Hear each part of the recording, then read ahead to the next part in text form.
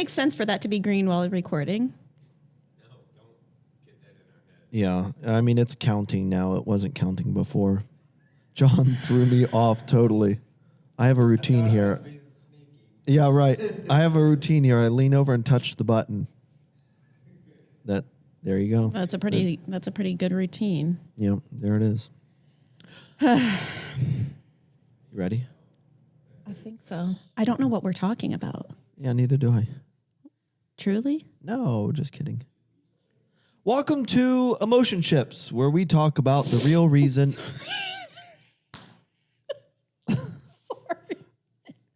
Sorry, I just sniffed really loud into the microphone. Start over. Where we talk about the real reason everything happens for a reason. I am your host, Charlie Carroll, along with my clairvoyant co-host, Mallory Redmond. Mal, welcome to the program. Thank you. Everything okay? Ready to go over there? Just a small amount of drainage, apparently. Well, yes, I'm great. I'm receiving a text from our producer. Oh, what's he got to say? Just say it to our face, Gelman. What do you want? He's just reminding us of some program notes right in the middle of everything. Which we will 100% forget. Yeah, I got stuck in the snow the other day. Yes. I mean, I have all-wheel drive, but still got stuck. And I was stuck and had to get inside the building to a meeting. So I came in and took care of business with the meeting. And when I was on my way out, I said to some of the other people here in the building, I'm stuck, but I'm going to get out. And they said, yeah, right.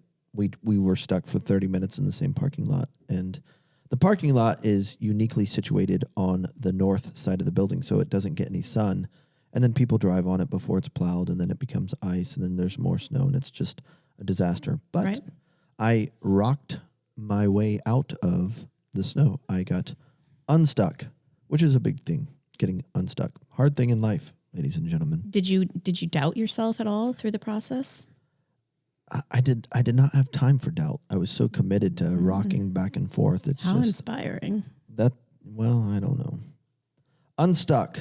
Let's talk about unstuck. Let's talk about the biological realities of getting unstuck. Oh, okay. Wow, what a transition. Yeah, that was good, right? Well done. Thank you. Go ahead. Don't Don't screw it up. When I think about the word like stuck, and I think people relate to it at this time of year because February, depending upon like what part of the country you're in, and a lot of people are at the tail end of their New Year's resolutions and have probably given up on a number of them. Okay. I think stuck is the feeling of stuck is a reality for a lot of people. For sure. Do you relate to it? Yeah. Or no? Yeah. Well, and I think it's something worth embracing, the idea, because we were all made to grow and change. And what I hate are the cultural lies that tell people, especially because of their age, that they can't be the best version of themselves, or that the best version of themselves is not going to be like vibrant and full of vitality. Right. It drives me crazy. Right. You just kind of write people off based on various demographics. Is that what you're saying? Yeah, I think so. I mean, especially, probably the baby boomer age right now. And it's even earlier than that, it's almost as if you have to be in college is the idea in order to be in great shape, feeling good, having a lot of energy and excited about your life. Like you're on this uphill swing to, the climax of your life. And if you're 50 years old, or even if you're 45 years old and your kids are at a certain point, like you're on the way down, you've plateaued. Yeah. Well, who says what the climax of your life is? Well, I mean, again, I was watching on Netflix the other night, The Minimalist. Have you seen it yet? No, but no. People talk about it, right? Mm-hmm. So I finally decided to watch it. And one of the things that they really hit on in the documentary is just those guys are from Dayton too, which is interesting. Interesting. Just how much we're pitched these ideas, and we almost just like adopt them as our own, and like everything is being sold to us. And so the idea of you being, 50 years old and you can't get in great shape and have the body that you want, or the level of energy that you want, is primarily sold to us by the pharmaceutical drug companies that want to make you think you take a pill to get rid of your pain. Interestingly enough, I could not sleep last night. I just had a lot of energy. I had not had coffee or anything, and I had good energy. And there's a number of things that I do that make that possible. It's not uncommon for once or twice a week for me to get anywhere from 30 minutes to 2 hours of sleep. You are so elf. Gosh, I got a full 30 minutes. It's true. Well, I mean, Oh my gosh, that is so funny. Okay, go ahead. but it's true. And so I was up last night and I was thinking about this. Just you can have a level of strength and energy, and going back to the documentary, they show you how much you're being pitched and sold things. And so I was laying in bed last night and my back was bothering me. Yeah. And I just decided that, I did a little evaluation, like where this was coming from. I was stiff, and it's like I would compare it to like something that was brittle. I felt like my muscles were like brittle and dry. And so I just remembered the importance of like breathing deep down into my lungs and getting oxygen into the bottom part of your lungs, because that's where like all of your muscles pull from to get oxygen into the blood and then into the muscles. And like after I did that and did some deep breathing, like all of the pain and the stiffness went away, because most of us have been conditioned to breathe from like our chest up. And it's just like, it's fight or flight breathing.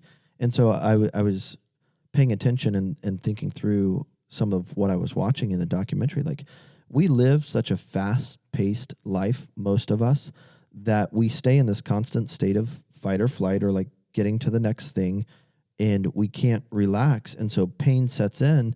And then because of, the companies that have sold us all of these ideas that you need this to be happy. If you don't have this, you're not going to be happy. If you don't look like this, you're not going to be happy.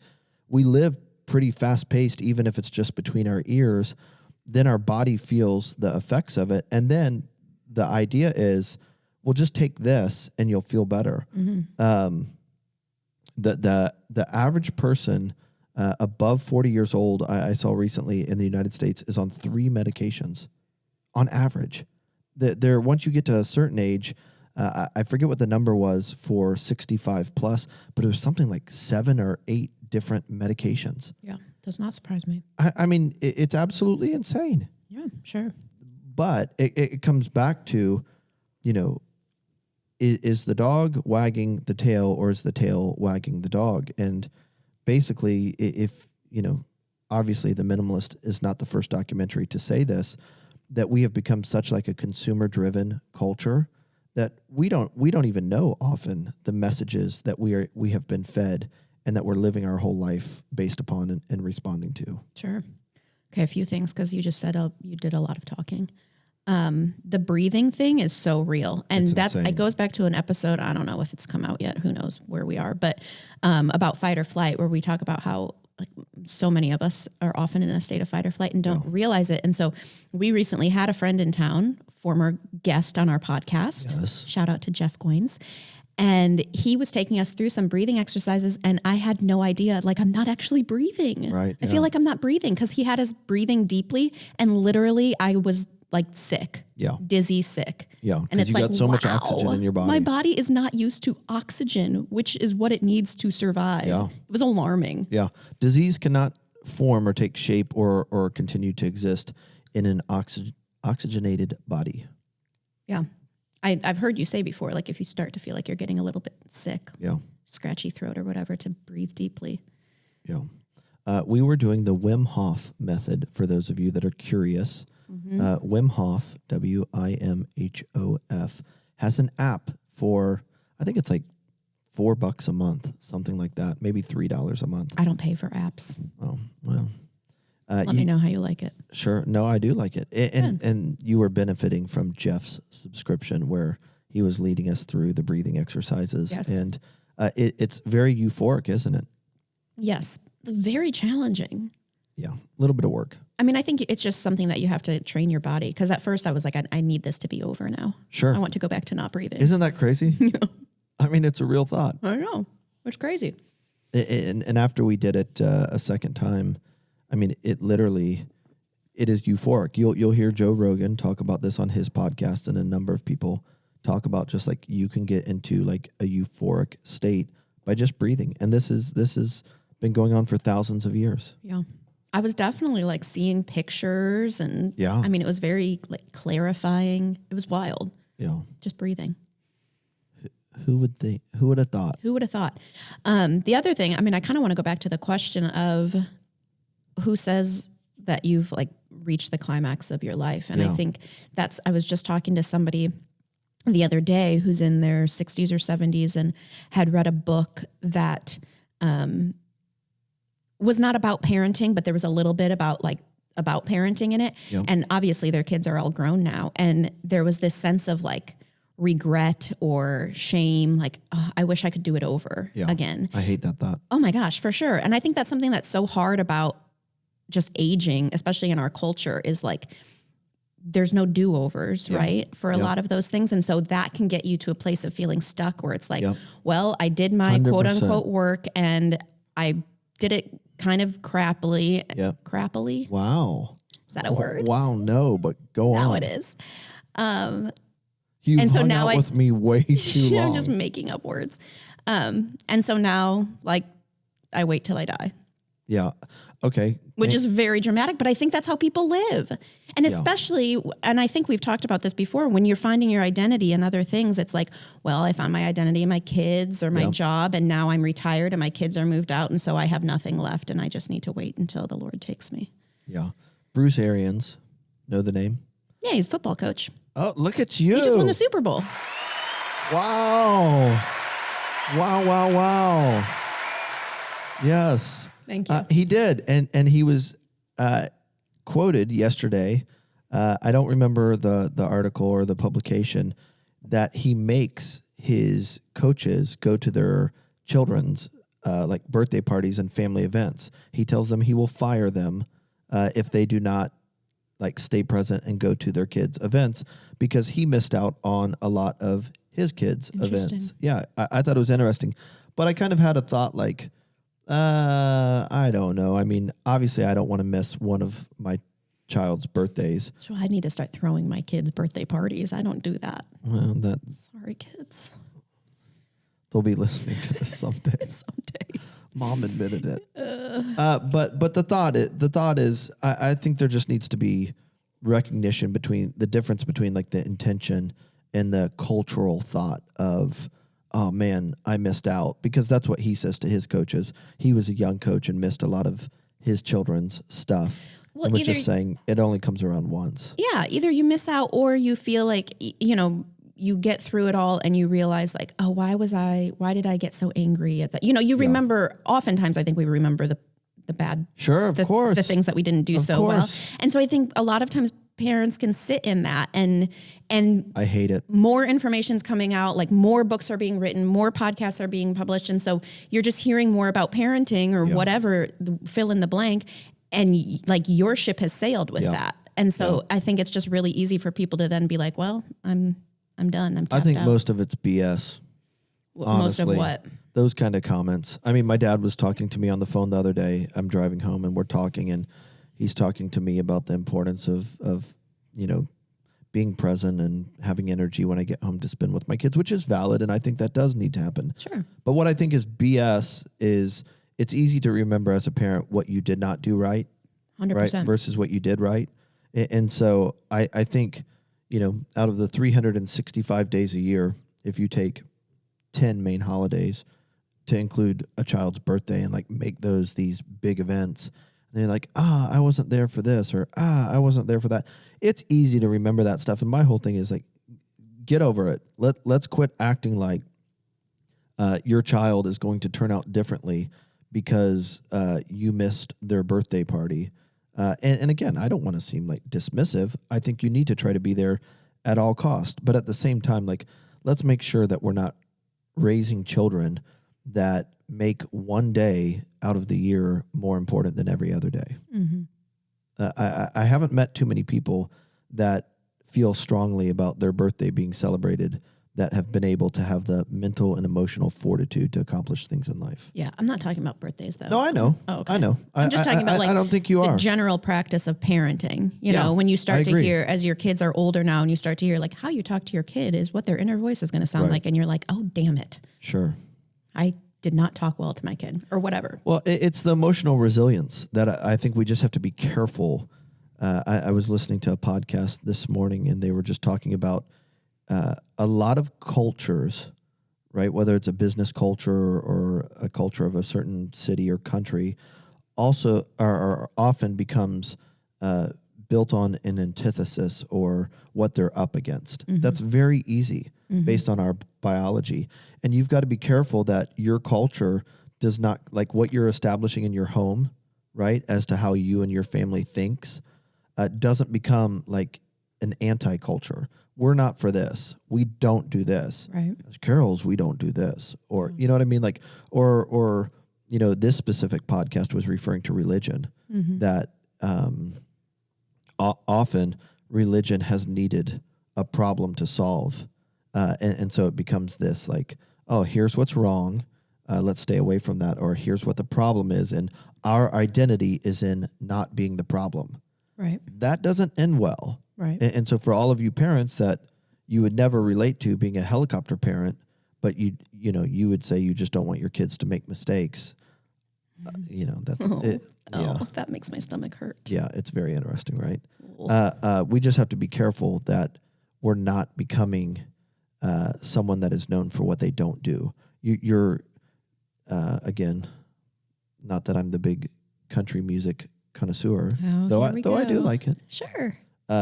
Chris Stapleton in that song "Starting Over" says, "Nobody wins afraid of losing," and I think there's a lot of truth to that. That you can't be afraid of how your child's going to turn out and have them turn out well. Right. Right. So I just think that's important, and basically what we're saying is we're talking about this idea of getting unstuck. If you're stuck and you're not moving forward in life, like you're going in circles, you're seeing the same things over and over again. You're wanting the same things over and over again. You're dealing with the same problems over and over again. You are stuck. Just like me in the parking lot the other day, you are stuck and you're spinning your wheels. And listen, that's not a value statement, right? Like don't sit in your own mess. That's not the point here.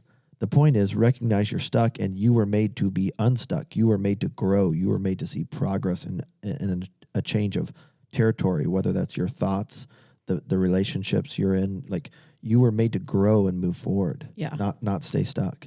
Okay, so I think there's something, however, to be said about, if you feel like you are going through the same things or you're kind of on this merry-go-round. Yeah. I liken it to like a labyrinth. Have you ever walked a labyrinth? I have not.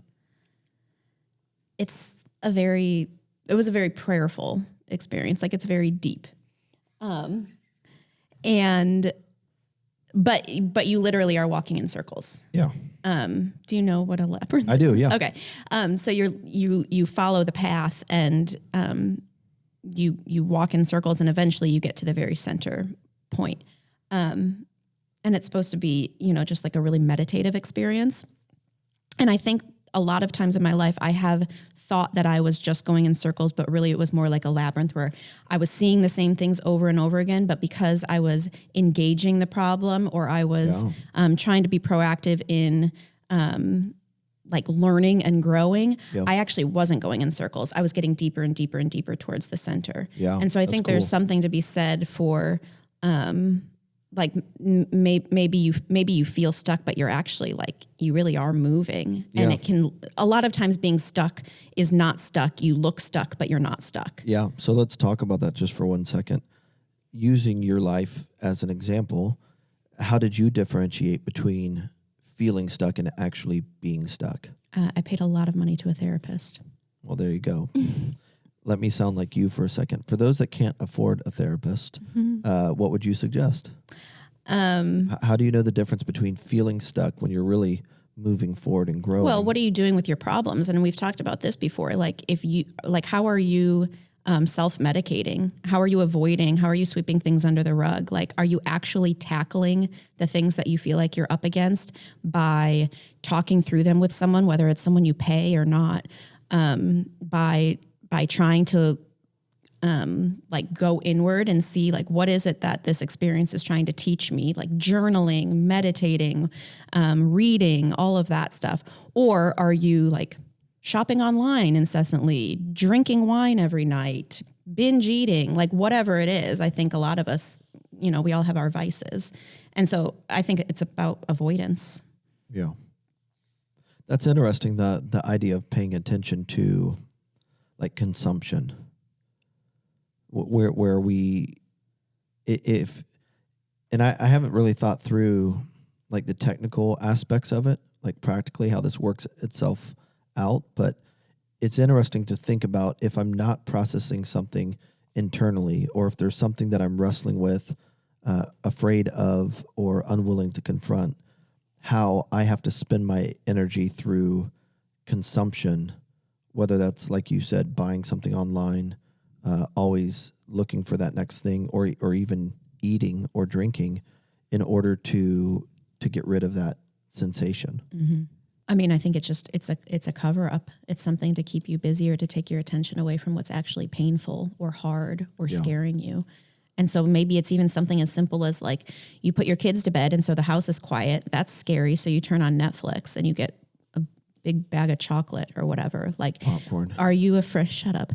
Are you afraid of? I love popcorn. I just love salt. I wish I could just eat salt. Are you afraid of quiet? Like, what do you do when like the room you're in is quiet? Sure. Because that's when a lot of thoughts and fears and problems can surface within you. And so what do you run to get? Your computer, your phone, social media, food. Yeah. I think that's like a good litmus test. And I mean, the thing about therapy, you can kind of do a little bit of it yourself by journaling, I think. Sure. And like looking back and seeing like, okay, I'm talking about the same thing. I was talking about the same thing 3 months ago, but I'm talking about it differently now. Right. And I think that reflects some level of growth. Yeah. It's slow growth. Real growth is slow. Sure. Yeah, for sure. And hard. Super hard. Let's have a brief programming timeout. Oh, this is new. Yeah, why not? Okay. We're 25 minutes into the podcast, and let's buy the Wim Hof app for anybody that is listening this far into the podcast, and will just text us on our number, 937-303-4788. Just text us and tell us you want the Wim Hof app, and I don't know, Apple pay you the $4 or whatever it is. Oh my goodness. How many loyal listeners do we have? We're about to find out. Why not? We are about to find, is it a yearly subscription or it's just like? It's a yearly thing. So are you committing to one? I think you need to do some small print things right now. No small print stuff. If you're listening to this, just share some content from Emotionships, the podcast. And that's what we'll do. That's how we'll figure out Here we go. If you want the Wim Hof app. Just share this episode somewhere on some social media platform that we can see and tag us, and we'll get the breathing exercises for you. That's good. The idea, I think you're right, and I have found in my own life, as far as feeling stuck, buying something maybe is an artificial way to feel like I'm not stuck, like to bring something new into my life. 100%. If your closet keeps changing or you're adding to it, you feel like life is changing. Not true. Yeah. So sad. Not true. Yeah, for sure. Well, because I think a lot of us go through our whole lives and you reach, 50, 60, 70, 80 years old and you're like, what happened? Like I've been asleep my whole life. And you're sitting on top of this rug with every single issue, problem, fear swept right under it. Yeah. My son recently turned 16 and got his license. Actually, he didn't recently turn 16, but he recently got his license. And I can remember getting mine like it was yesterday. Oh my gosh, me too. I know exactly where I drove first. Where'd you drive first when you got your license? I know that I drove north. Okay. And that's about it. Oh, okay. I know what road I was on, and I know that I drove north. I want to think that I was going to see a friend, but I don't remember. I just remember driving north on Frederick Pike. I remember it being the weirdest feeling. Like, I should not be allowed to do this. I am far too young to be trusted with this. I drove to Matt Delmonico's house. Oh, number 21. Yes, my boyfriend. Yeah. I mean, I've seen you drive today. I can't imagine what I'm a horrible driver. 20 years ago looked like. Yeah. That Well, no, I was compliant back then. Oh, okay. 10 and 2. Oh, nice. All right, where are you taking us with this? Well, I mean, the idea is just like, yeah, life goes by fast. And I get so irritated for the people that have on your behalf, if you are stuck and you don't look the way you want to look, you don't feel the way you want to feel, you're not experiencing life. I mean, history is full of hundreds of thousands of stories of people that had nothing, but yet still like embraced their journey and growth and were excited about their life. And so I think, and part of our mission here, on the podcast is to provide a level of awareness and understanding and even potentially tools for people to get unstuck, like to live the highest and fullest version of your life. And I think it's especially exciting if you are like in the baby boomer generation, because everybody's expecting to just write you off. And so you have this opportunity to live this epic story in your later years. And so many just like buy into the cultural narrative that you don't have anything left to give. Your glory days are gone. Right. I mean, you've got to punch life in the face. And we just finished working on a project that's going to be a book talking about these things that we'll talk about more in the next couple of months. But it's really about grabbing your life by the reins. And I'm telling you, you would be surprised, not you, but a lot of people would be surprised by just how much you can change in your life and how you can grab your life by the reins and start telling it what it's going to do. Like, you cannot let your thoughts and your feelings and your body own you. You can own them. There is no good excuse. And I understand, that you're being treated for clinical depression and, you don't look the way that you want or you don't feel the way that you want.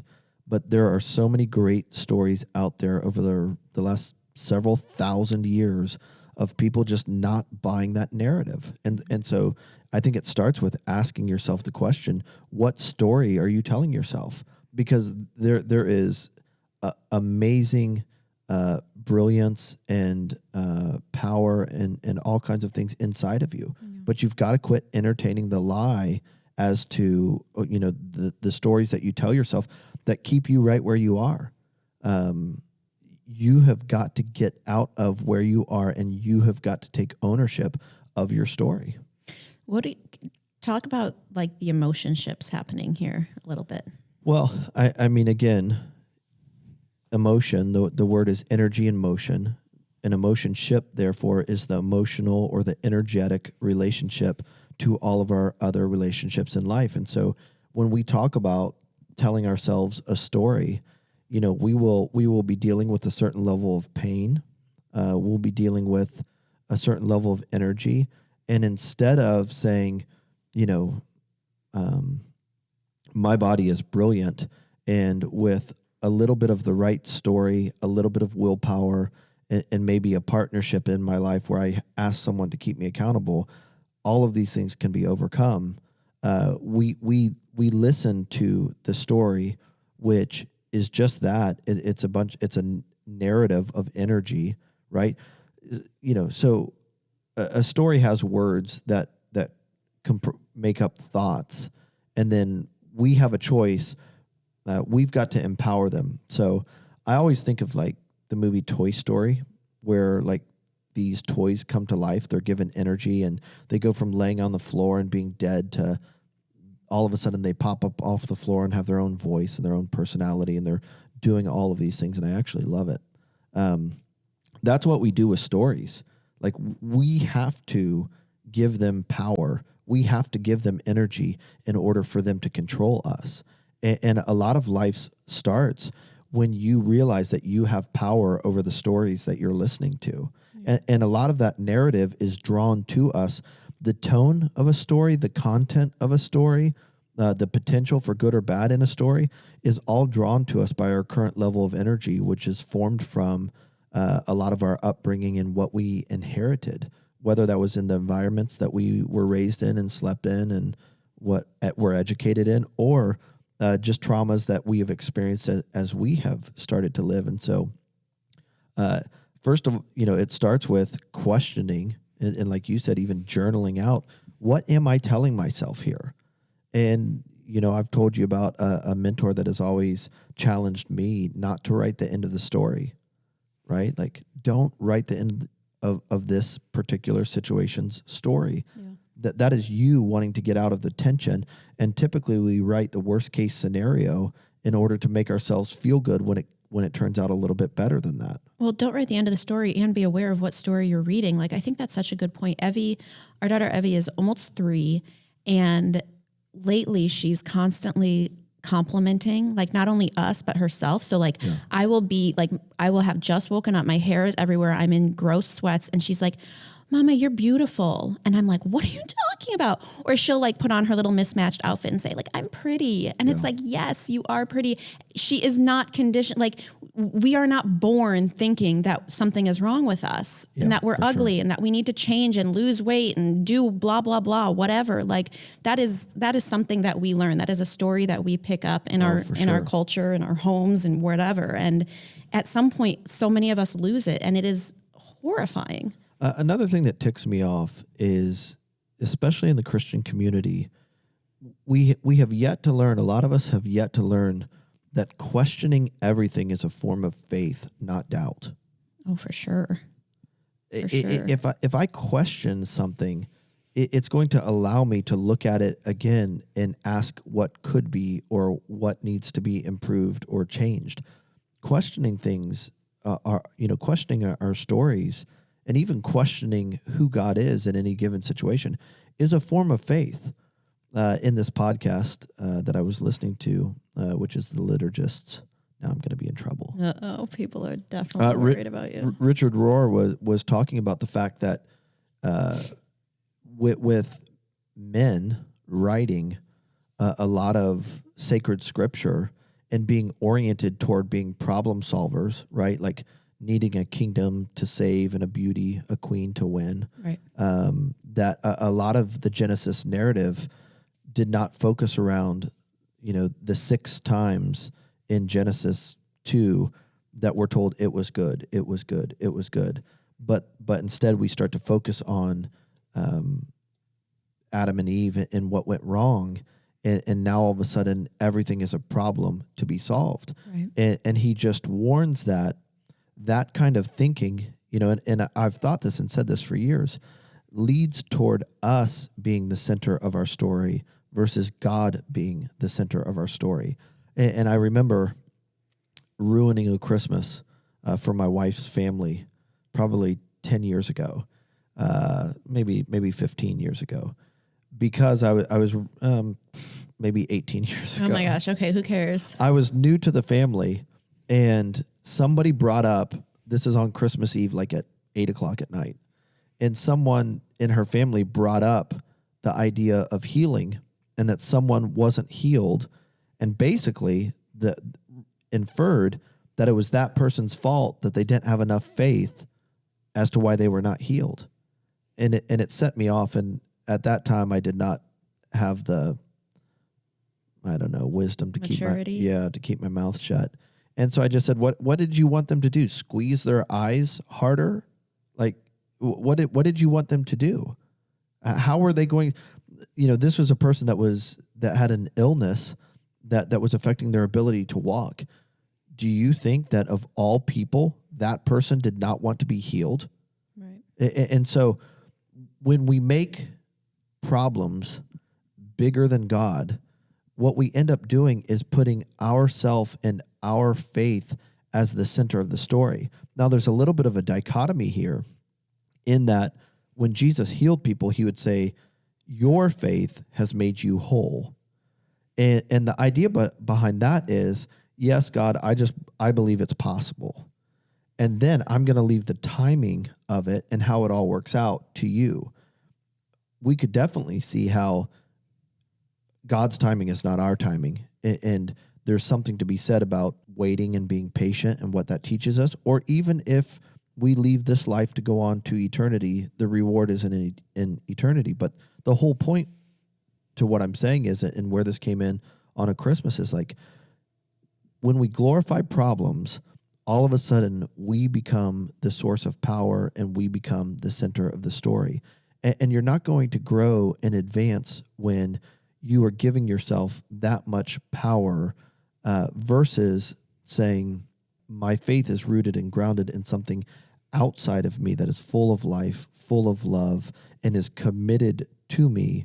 And I just need to be patient and have faith and look for, like you said, what is this situation trying to tell me or teach me as to something that I've given weight to or empowered to have life over me, that I'm being given a great opportunity to confront and say, like, it's really not that important. The relationship with this person or having this level of money or having these people like me is actually something that is harming me versus helping me. Right.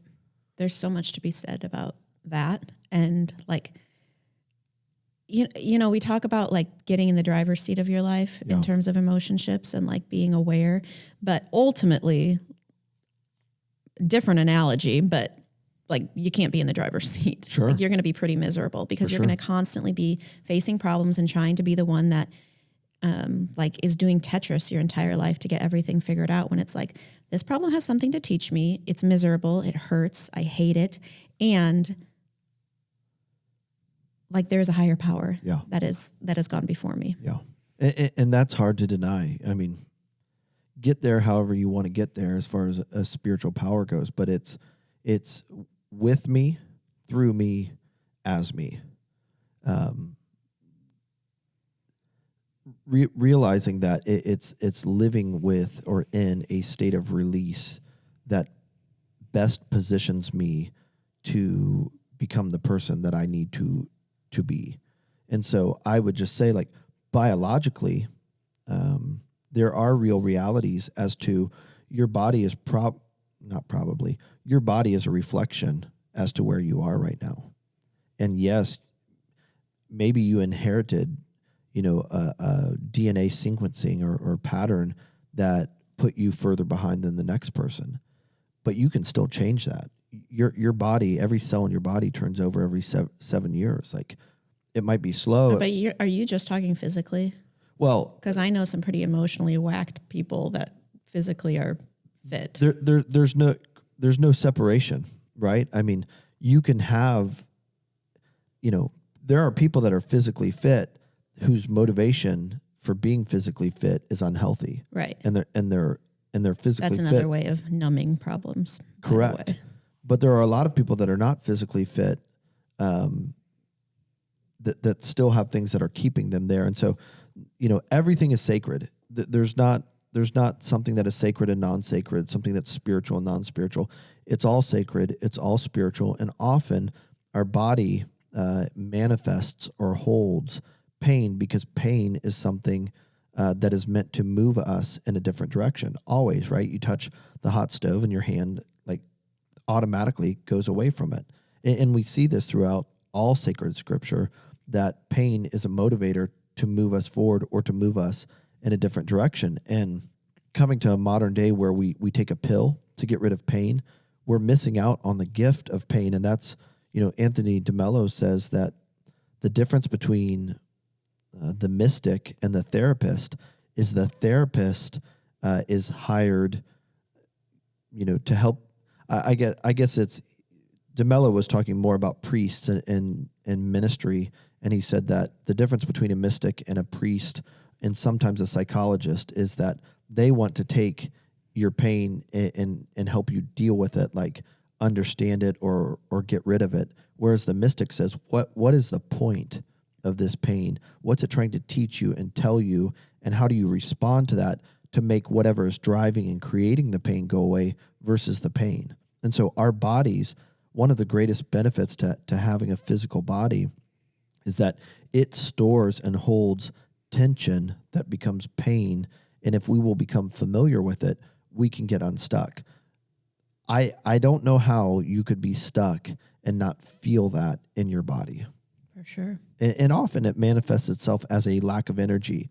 Most people will say weight, and that's true, but it's really a lack of energy. You don't have a weight problem. You have an energy problem. And that energy problem is rooted and grounded in your thoughts and beliefs and stories you're telling yourself from how you were raised and conditioned, like you said, like all of this crazy mass conditioning. Yeah. Just a note to the therapist listening is I don't think good therapists try and get you out of your problems. No, agreed. And that's why I backed off of that statement.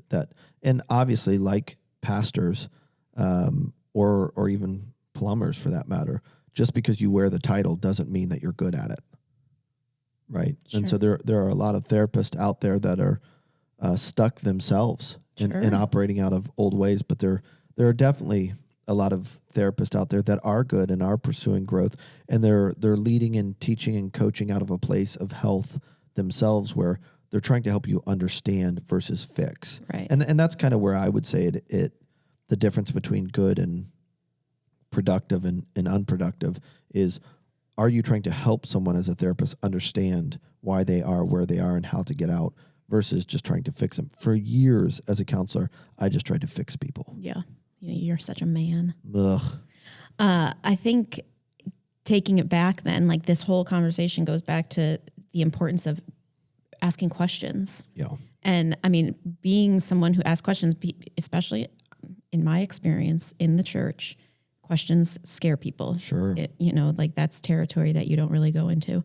But even just this morning, Darren was outside snow blowing or whatever, and Evie heard it and she says, "What's that? What's that noise?"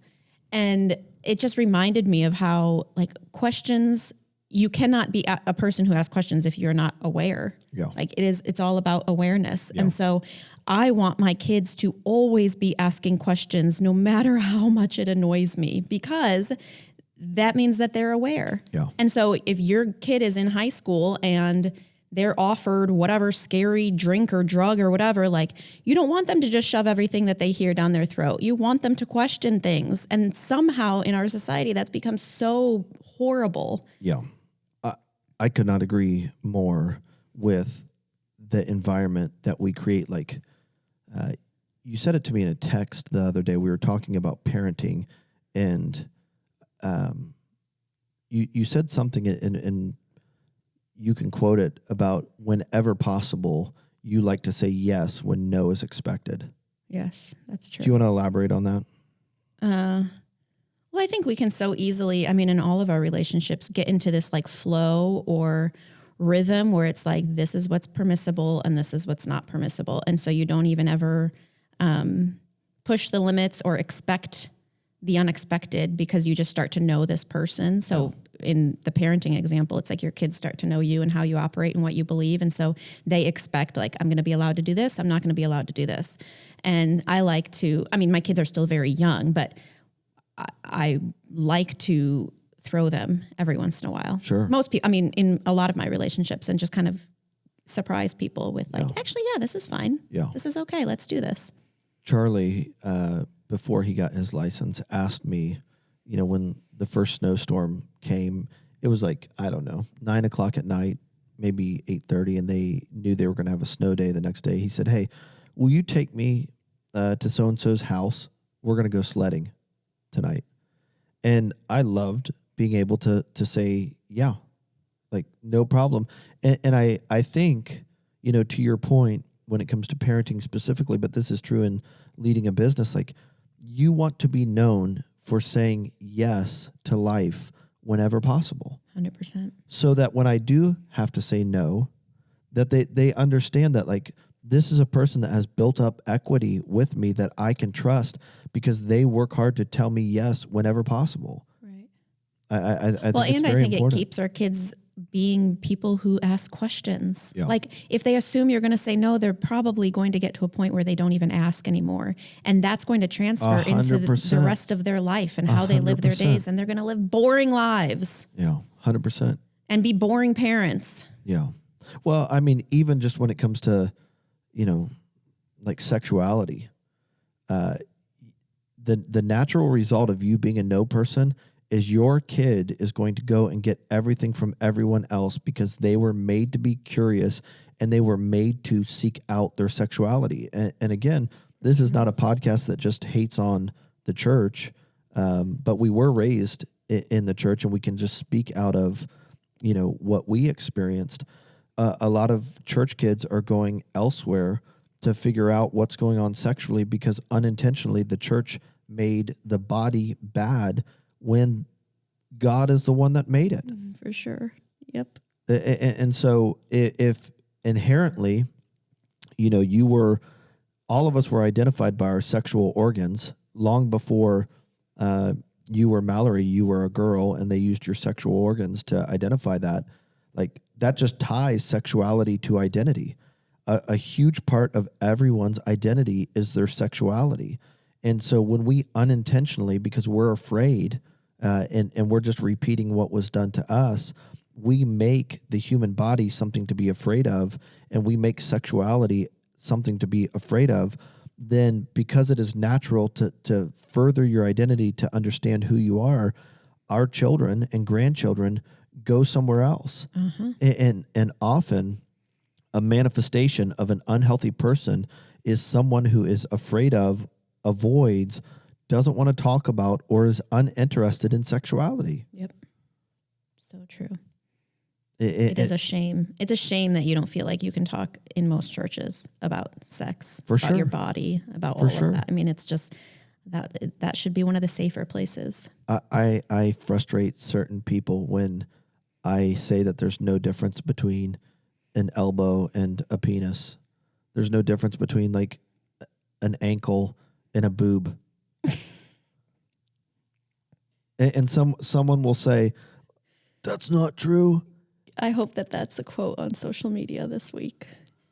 I'm sure we can take care of that. Make a little graphic. But it just comes back to we, mankind, felt ashamed after the fall and covered everything up. God's original intent was that we are naked. Yeah. And so when you cover things up, people naturally want to see them. That gets back to what we're talking about with parenting. I think it's in 3 John. I don't remember what book it is. Maybe 1 John. That says the sting of death is sin, and the power of rebellion is the law. We could probably look that up. It might be in another book too. But the whole idea is that in order for someone to be rebellious, there has to be a standard. And what powers rebellion are laws, where you tell people you can't do that, you shouldn't see that, and I'm not saying that, you introduce young children to pornography and show them whatever they want to, but you can take the edge off of a lot of these things that people should not do or should not see by showing it to them or letting them experience the hidden stuff under your supervision when it's safe to say, actually, there's nothing really that special about this. It's you will always, as a human being, gravitate toward what you are told not to do. And now listen, there are things that you should not do. Here's why you should not do that. Right. Here's why this will hurt you. And getting to the heart of the matter and getting to the why versus staying out there on the exterior and the manifestation of things. When we don't get to the heart of the matter and to the why, young people that were made to grow and move forward and advance and understand will always go around what they're told not to do if they don't understand the why. Right. And so every once in a while, we'll have a lot of people over and we'll all be sitting around the dinner table and, my kids will ask a question. I want them to be open and feel confident enough to ask a question that even adults are talking about. Sure. You're taking the mystery out of it and letting them think about it. And oh yeah, by the way, you're showing them honor and respect that they are an adult in training and they deserve to be heard. And there's no question that is stupid or not worth asking. Right. Yeah. I think it's like I said, my kids are very young still, but you think about like going through the line at the grocery store where there's all the tabloids and magazines and everything like that. Or even like this, we just had the Super Bowl. Like you're never quite sure what the halftime show is going to be like, you know, like the Super Bowl is pretty family friendly. It's football. And then the halftime show's like, you know, there's Janet Jackson's boob. There's a lot of parents that I know who like want to put blinders on their kids when they go through the grocery store checkout line. And so to your point, like not raising girls who are ashamed of their bodies and not raising boys who feel like they can't look at girls and so they don't look at it just like the consumption of the human body. Yeah, those are the perverts that end up taking advantage of a kid. For sure. Yep. You know what I mean? I was recently around someone who is my parents' age, and they served in a position of authority in my life in the past through an organization, and they were hyper vocal about like the opposite sex and not looking or what have you. And now I watch them. Oh yeah. And they're holding their gaze a little too long. On younger women that are half to a third of their age. Sure. And it's just like when you bottle up and deny that you are attracted to the opposite sex or that certain things catch your attention and you make them such a big deal, you put a power on that booty that makes it even harder not to look at for a longer period of time. Yep. And again, it comes back to what is hilarious to me are the parents or grandparents that think their grandson is going to ruin his life by looking at a boob, when the truth of the matter is your nasty ass attitude and tone and judgment of everybody else is 10 times worse than them seeing a boob.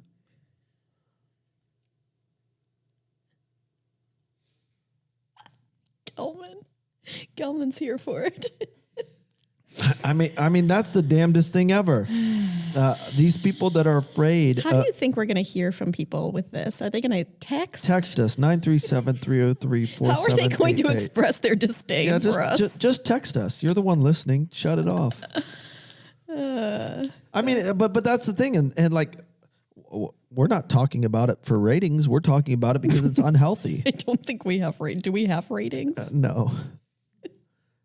But that's the thing. Like, it just comes back to like, we emphasize the wrong things. There are going to be natural things that people that are alive are interested in. Intimacy is a natural thing that people are interested in.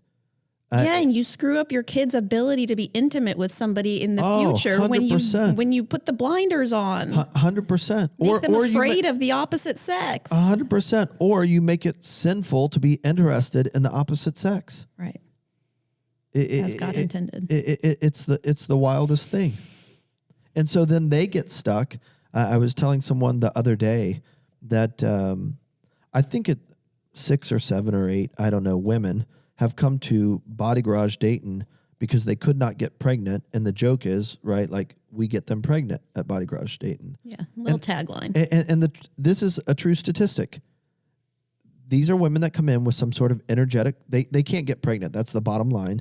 And there's an emotional reset that we do there that releases negative, bad energy, and every single one of them has gotten pregnant. Yeah, I was one of them. You are one of them. Body Garage got me pregnant. Body Garage Dayton.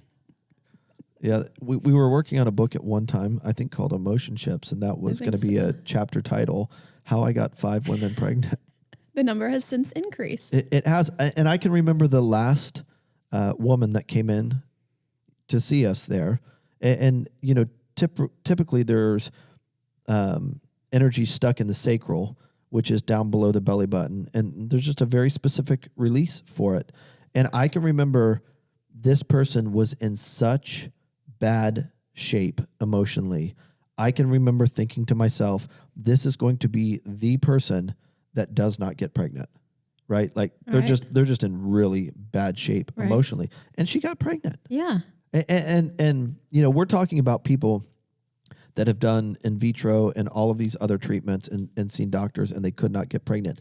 And that's because there was an energetic block in that area that was shaped and formed a long time ago. In this specific person's case, and if you're listening, I'm not obviously going to use your name, so I'll keep you safe here, but she had parents that were professional Christian counselors that beat the hell out of her with rules and religion and scared the crap out of her when it came to her own body, her self-image, and sexuality. Right. And she could not get pregnant. Right. And it took her being out from under their roof for years in order to get healthy enough to get pregnant, to fight for what it meant or what it looked like to be intimate with somebody else. Yeah. And that goes back to, like, I'm sure her experience was like the labyrinth, where she spent a lot of time feeling like she was seeing the same things over and over again in her relationships, but she did the hard work. Yeah. Now she has a little kid. It's really cool and rewarding. And you know, just referring to the sacral and tying this all back together as we close it up, you have 7 like intersections, major highways in your body where energy travels across. And when we say energy, this is in the form of hormones that thoughts create in your gut, and your gut produces a hormone, and it goes to an area of your body to motivate you or to stimulate you to change. Often it's to move physically, right? So if a dog jumps the fence, my body will produce a hormone like cortisol or testosterone or a combination, and it moves down into my extremities, like my legs and my arms, in case I'm going to have to run from that dog or fight that dog. Mm-hmm. Well, as we lose movement and get older, or we experience injuries as kids with sports, or we eat poor food, which contributes to our gut, which keeps us from having a healthy hormone manufacturing system in our gut, right? That's where it's manufactured. Those hormones get stuck in certain parts of our body, and they're typically trapped north or south, east or west of one of those 7 intersections. And that's where the brain shuts that part of the body off in a muscle, and that area of your body stops functioning and it goes inactive. And so in most cases, like, you're not going to be able to run and get results, or jog or walk and get results, because a certain part of your body biologically, like physically, is shut down and inactivated. It's not uncommon in America. Your root, which is at the base of your lower back and where your tailbone connects to your spine, is where you manage like a lot of your responsibility energetically. Mm. And so when something happens, it's not uncommon that your glutes will basically be inactivated, your butt. And you need a healthy, strong butt in order to be strong in life, because it connects your legs and what moves you to your core. Mm-hmm. And so often hamstrings and glutes become a problem because there are negative, unhealthy emotions stuck in them that inactivate your hamstrings, your quads, your hip flexors, and your glutes, and you can't move anymore. Mm-hmm. And so then in life, you know, like a lion looking out on a prairie, the lion looks for the gazelle that is injured and can't move well. And so when you start to lose your ability to move, it's only a matter of time before you're gone, before you're done. And so, true to what a lot of the yogis say, like, you're as young as your spine. You're as young as your ability to move. Your energy is not measured in days. It's measured. Your life is not measured in days. It should be measured in energy. And so, again, you know, another thing that we do over at Body Garage Dayton is we do assessments and do these emotional resets where we get things firing again. That's the technical term for them. Like, we want your glutes to fire. We want your hamstrings to fire. We want, and you know, most people can do like a little test. You should be able to squeeze like your abs and feel all of the different sections of your abs fire. Most people will have 2 of their abs when they squeeze them fire, and that's below their belly button to the left and to the right. You should feel all of them all the way up to your rib cage. Same thing with your butt. You know, you've got major sections of your butt that when you squeeze it, and that's a way to activate it and practice like re-engaging it, you should be able to feel your whole butt fire from top to bottom. And all you have to do is like in the morning or when you're in the shower, start squeezing it and feeling like how many parts are there, or does it feel like one piece, or does it feel numb and detached from you? The whole point in all of it is biologically, you can tell if your body is starting to shut down. If it is in a state where it is physically shutting down, you are not going to be able to build or grow any amount of strength with that body, which will help you emotionally and spiritually, because your body is a reflection of all of the negative weight, negative emotions, and negative energy that has been stored in you because it hasn't been processed as you have walked through life. Like you haven't gotten unstuck. That was a lot. It was a big finish. That's good. Very practical. Go fire those glutes, people. Fire glutes. We want you unstuck. That's the main point. Like, we want you unstuck. What are you saying? Why are you laughing? Nothing.